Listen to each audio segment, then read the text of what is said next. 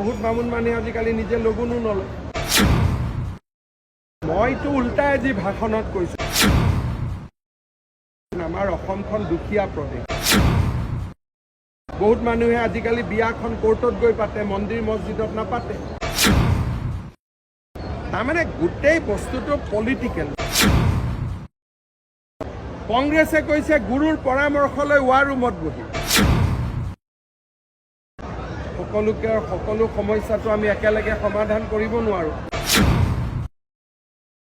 শিক্ষক দিৱসটো চৰকাৰে থাপি দিয়া এটা বস্তু নহয়। গতিকে কংগ্ৰেছ আৰু বিজেপিৰ পাৰ্থক্য আপোনালোকে চাওক। আমাৰ 2 অক্টোবৰৰ পৰা পুলিচৰ দৌৰা আৰম্ভ হ'ব, ছেপ্টেম্বৰত ADRE আৰম্ভ হ'ব, ডিচেম্বৰৰ ভিতৰত এডুকেশ্যনৰ লিষ্ট আৰম্ভ হ'ব, নৱেম্বৰত মেডিকেলৰ নিযুক্তিৰ কাম আৰম্ভ হ'ব। গতিকে 50,000 নিযুক্তি আমি লাইনত দি দিছোঁ আৰু আমাৰ কাৰ্যকালতে ইয়াক সম্পন্ন কৰিব চেষ্টা কৰিম যদি কোৰ্ট কেছ নহয়। 12 বছৰ কাম কৰাৰ পিছত ধুবুৰী বা চাউথ চালমাৰাত কাম কৰা শিক্ষক শিক্ষয়িত্ৰীসকলেও নিজৰ ল'ৰা ছোৱালীক এখন বহল পৃথিৱীৰ সন্ধান দিব বিচাৰে। সেইকাৰণে 12 বছৰ যিসকলে শিক্ষকতা সম্পূৰ্ণ কৰিলে ধুবুৰী আৰু চাউথ চালমাৰা জিলাত যিসকলে ইচ্ছা কৰে, সকলোকে নহয়, তেওঁলোকক আমি 1/3 কৰি 3 বছৰত তেওঁলোকৰ গৃহ জিলা বা গৃহ জিলাৰ ওচৰৰ জিলালৈ লৈ আহিম। কাৰণ প্ৰত্যেকজন শিক্ষকে 12 বছৰ কাম কৰাৰ পিছত নিজৰ গৃহ জিলালৈ যাবৰ বাবে ইচ্ছা কৰে। গতিকে তেওঁলোকৰ বহুদিনীয়া দাবী এটাৰ আমি সমাধান কৰিম। জ্যেষ্ঠতা কাৰো নাই, জ্যেষ্ঠতা থাকিব। তেওঁলোকতো মই আজি ক'লোৱেই যে জ্যেষ্ঠতাৰ ভিত্তিত এতিয়া তেওঁলোকে হেডমাষ্টাৰো হ'ব পাৰিব। মইতো তাতেই ক'লো, আমি জ্যেষ্ঠতা কৰ্তন কৰা নাই। 6,000 এতিয়া হাইস্কুলৰ হেডমাষ্টাৰ পোষ্ট ওলাব। তাত শিক্ষকসকলেও তাত জ্যেষ্ঠতাৰ ভিত্তিত আবেদন কৰিব পাৰিব আৰু তেওঁলোকৰ জ্যেষ্ঠতাটো ক'তো কমি নাযায়। কাৰণ যি স্কুলত আছিলে সেই স্কুলতে আমি তেওঁক নিযুক্তি দিছোঁ। গতিকে সেই স্কুলত ছিনিয়ৰিটিত তেওঁ যিমান নম্বৰত আছিলে সেই নম্বৰতে তেওঁলোক থাকিব। ছিনিয়ৰিটি কৰ্তন হোৱাৰ কথাটো অহাই নাই।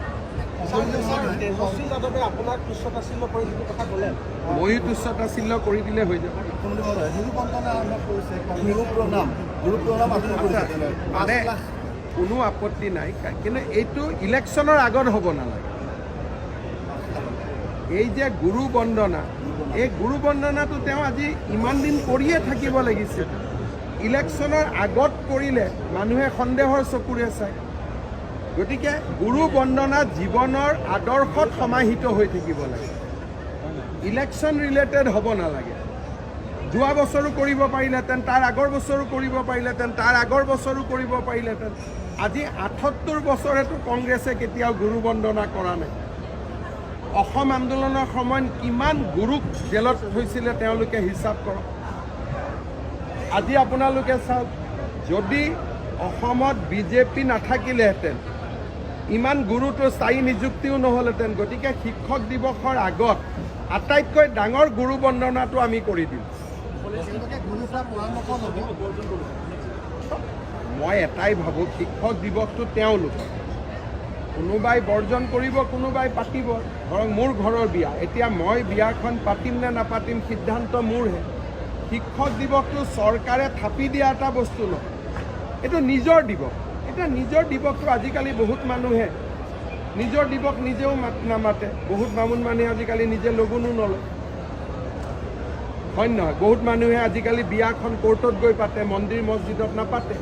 গতিকে এইটো নিজৰ কথা যে নিজৰ দিৱসটো আমি পাতিম নে নাপাতিম, সেইটো নিজৰ সিদ্ধান্ত। কিন্তু এইটো এনেকুৱা সিদ্ধান্ত নহয় যে চৰকাৰৰ কিবা দিৱস, এইটো চৰকাৰী দিৱস নহয়। চৰকাৰেও পাতে, বেলেগ কথা, কিন্তু শিক্ষক দিৱসটো শিক্ষকসকলৰ অনুষ্ঠান। তেওঁলোকে চৰকাৰী অনুষ্ঠানটো বৰ্জন কৰি তেওঁলোকে নিজৰ ধৰণে পাতিলে হ'ল। চৰকাৰৰ লগত ক'ৰবাত কিবা থাকিব পাৰে, কাৰণ আমাৰ অসমখন দুখীয়া প্ৰদেশ। সকলো সমস্যাটো আমি একেলগে সমাধান কৰিব নোৱাৰোঁ। কিন্তু শিক্ষক দিৱসটো চৰকাৰীটো বৰ্জন কৰি নিজে পাতিলেই হ'ল। এইটোতো কোনো, কাৰণ এইটো নিজৰ দিৱস, নিজে পাতো নাপাতো এইটো নিজৰ সিদ্ধান্ত। তাৰমানে গোটেই বস্তুটো পলিটিকেল নহয়। গতিকে মইতো উল্টাই আজি ভাষণত কৈছোঁ যে আপোনালোকে ৰাজনীতি নকৰিব। গতিকে কংগ্ৰেছ আৰু বিজেপিৰ পাৰ্থক্য আপোনালোকে চাওক। মই ইয়াত ভাষণত কি কৈছোঁ যে ৰাজনীতিৰ পৰা দূৰত থাকি নিষ্পেষিত শোষিত পৰিয়ালৰ ছাত্ৰ ছাত্ৰীক পঢ়াওক। কংগ্ৰেছে কৈছে গুৰুৰ পৰামৰ্শ লৈ ৱাৰ ৰুমত বহি। তাৰমানে পাৰ্থক্যটো চাই লওক যে কংগ্ৰেছ কি আৰু বিজেপি কি, পাৰ্থক্যটো আপোনালোকে ইয়াতেই বুজি পাব।